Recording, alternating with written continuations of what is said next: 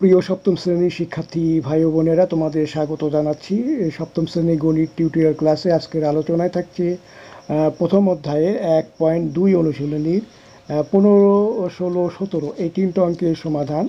তো তোমাদের আমি 15 নম্বর অঙ্কে নিয়ে চলে যাচ্ছি। চলো 15 নম্বর অঙ্কটা সমাধানটা দেখে নেই।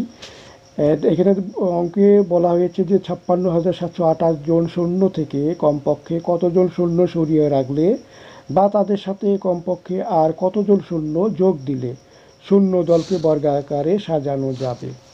এখানে শর্ত কিন্তু দুইটা, সেটা হচ্ছে কতজন শূন্য সরিয়ে রাখলে, আবার বলছে যে তাদের সাথে আর কমপক্ষে কতজন শূন্য যোগ দিলে এই শূন্য যে দলটা আছে এটাকে বর্গাকারে সাজানো যাবে। 56,728 যে শূন্য সংখ্যা দেখতে পাচ্ছি, এটাকে আমরা ভাগ প্রক্রিয়ায় বর্গ করব। দেখো, ভাগ প্রক্রিয়া বর্গ করতে গেলে ডান সাইডে আমরা ডান দিক থেকে জোড়া মিলাবো। 28, 67 একটা জোড়া, আর এখানে 5-5-এর কোনো জোড়া নেই, একটাই সংখ্যা। তাহলে প্রথমে আমরা 5 ধরে করবো, তাহলে এখানে 2 দিয়ে দিব, 2 2 4 পাচ্ছি। তাহলে 5 থেকে 4 বাদ দিলে পাচ্ছি 1। এখন আমরা ডানে যে 67 সংখ্যাটা জোড়া রয়েছে, জোড়াটা আমরা এখানে কেটে নিয়ে আসবো, তাহলে 167 পাচ্ছি।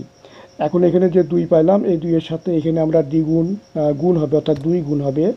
2-এর সাথে 2 গুণ করলে পাচ্ছি 4। তাহলে এখন দেখো, 2-এর পাশে এমন একটা সংখ্যা বসাবো এবং ওই সংখ্যাটা 4-এর পাশেও বসাবো। গুণ করলে এই যে 167-র কাছাকাছি যায়, অথবা ভাগফলটা এই পূর্ণ মিলে যায় আর কি। তাহলে 3 দিয়ে যদি 43 গুণ করি, তাহলে পাচ্ছি 129। 167 থেকে 129 বিয়োগ করলে পাচ্ছি আমরা 38। তারপরে ডানে আরও একটা জোড়া সংখ্যা রয়েছে 28, এই 28টা আমরা এখানে কেটে নিয়ে আসব। তাহলে 3828 সংখ্যাটা পাইলাম। তো এখানে যে আমরা এই যে 23 সংখ্যাটা পাইছি, এই 23কে আমরা দ্বিগুণ 2 দিয়ে গুণ করলে পাচ্ছি 46। এখন আমরা এখানে 8 বসাবো, 8, এখানেও 8 বসাবো। এখন 8 দিয়ে যদি 468কে গুণ করি, তাহলে পাচ্ছি হচ্ছে 37, 44। এখন দেখো, 3828 থেকে আমরা 3744 যদি বিয়োগ করি, তাহলে পাচ্ছি হচ্ছে 84। এই যে 84টা হচ্ছে ভাগশেষ, মানে অবশিষ্ট। তার মানে 56,728 যে সংখ্যাটা দেখতে পাচ্ছি, এটা পূর্ণবর্গ সংখ্যা নয়। এখান থেকে যদি আমরা এই যে 84 জন শূন্য সরিয়ে রাখি, তাহলে এই শূন্য দলকে বর্গাকারে সাজানো যাবে। তাহলে এখানে আমরা উত্তর একটা পাইলাম, হচ্ছে যে এই 84 জন শূন্য সরিয়ে রাখলে শূন্য দলকে বর্গাকারে সাজানো যাবে। এরপরে দ্বিতীয় সত্যে আমরা চলে যাচ্ছি। দ্বিতীয় সত্য বলছে যে তাদের সাথে কমপক্ষে কতজন শূন্য যোগ দিলে শূন্য দলকে বর্গ আকারে সাজানো যাবে। তাহলে এখানে যে আমরা যে এই যে 238 যে সংখ্যাটা পাইলাম, এই 238 সংখ্যাটার যে পরের সংখ্যাটা কত হবে সেটা আমরা বের করে নিই। দেখো, 238-এর পরবর্তী সংখ্যা হচ্ছে 238 যোগ 1, এখানে যোগ করলে পাচ্ছি 239।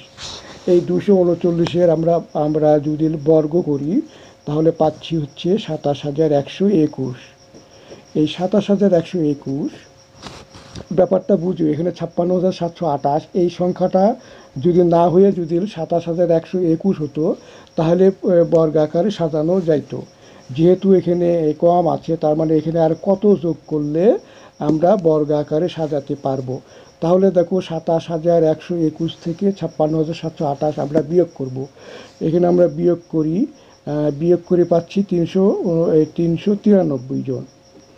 এই 393 জন শূন্য যদি আমরা 56,728-এর সাথে যোগ করতাম, তাহলে পূর্ণবর্গ সংখ্যা হতো। তাহলে এখানে আমরা উত্তর পাচ্ছি যে কমপক্ষে 393 জন শূন্য যোগ দিলে শূন্য দলকে বর্গাকারে সাজানো যাবে। আশা করি 15 নম্বর অঙ্কটা তোমরা বুঝতে পেরেছ। আমরা 16 নম্বরে চলে যাচ্ছি। 16 নম্বর অঙ্কটা হচ্ছে কোনো বিদ্যালয়ের 2,704 জন শিক্ষার্থীকে প্রত্যাহিক সমাবেশ করার জন্য বর্গাকারে সাজানো হলো। প্রত্যেক সারিতে শিক্ষার্থীর সংখ্যা নির্ণয় করো। এখানে যে 2,704 জন যে শিক্ষার্থী রয়েছে, এই শিক্ষার্থীকে বর্গাকারে সাজানো যায় কিনা সেটা আমরা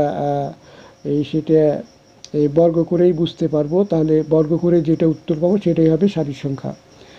তো দেখো, আমরা জোড়া মিলাবো।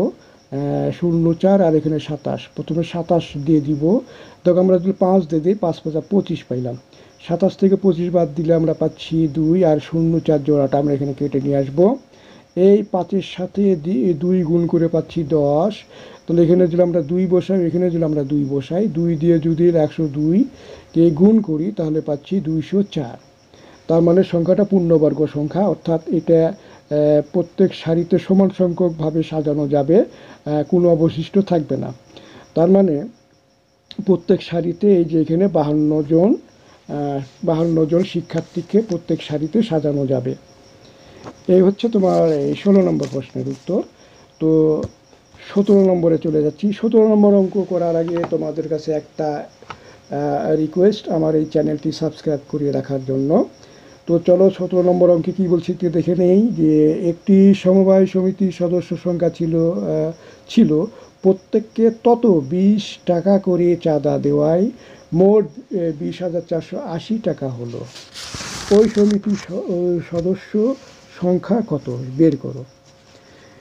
তাহলে এখানে দেখো যে সমিতির সদস্য সংখ্যাটা দেওয়া নাই, আমরা সমিতির সদস্য সংখ্যাটা ক ধরে নিব। এখন প্রত্যেককে তত 20 টাকা, তত বলতে এখানে যে সদস্য সংখ্যা যে ক পাইছি এই পরিমাণ তারা 20 টাকা করে চাঁদা দিবে। তাহলে দেখো প্রত্যেকে চাঁদার পরিমাণ কত হবে, তাহলে প্রত্যেককে চাঁদার পরিমাণ হবে 20 ক।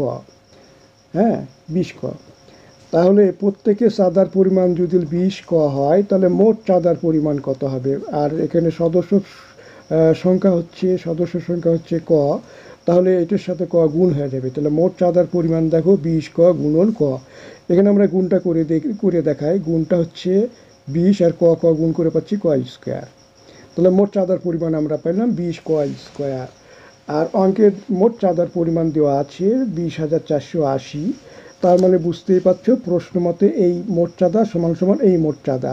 তার মানে প্রশ্ন মতে 20 ক স্কোয়ার সমান সমান হচ্ছে 20,480। তাহলে সমাধান নিয়মে তোমরা বুঝতেই পারছো এখানে 20টা কয়ের সাথে গুণ আকারে আছে, তাহলে ডানে ভাগ হয়ে আসবে।